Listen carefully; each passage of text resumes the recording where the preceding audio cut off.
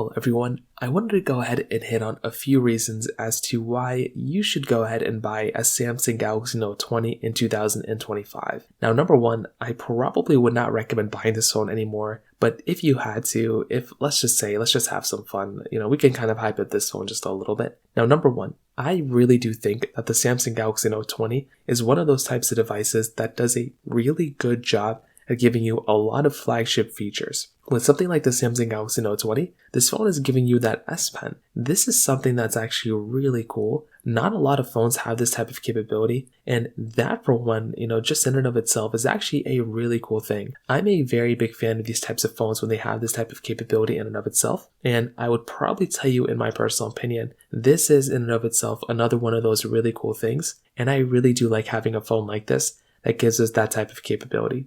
So this in and of itself, I'm a really big fan of, and I definitely do think this in and of itself is one of those really cool things to keep in mind. On top of that, I do feel like because the Samsung Galaxy Note 20 is substantially cheaper now, the way this phone kind of holds up now is maybe a little bit better than when it was a couple of years ago. It's outdated with software, so it's still not a phone I'd recommend a majority of people to buy, but it is actually pretty nice that this type of device is relatively much cheaper for the most part than when it originally came out for. So that right there is another really cool thing going on for this type of phone as well. For the most part, it still is kind of like a somewhat powerful type of device. Like I do think if you're about to go through and buy a phone, this thing actually doesn't really cost, that much money, and it still is like a pretty powerful device for what you're getting. So I personally do think still that is also another one of those really cool things going on here as well. And that is another really nice thing going on for this type of device too. And finally, with this type of phone, you're getting a pretty good type of camera system. It shoots 8K video, which is still really impressive.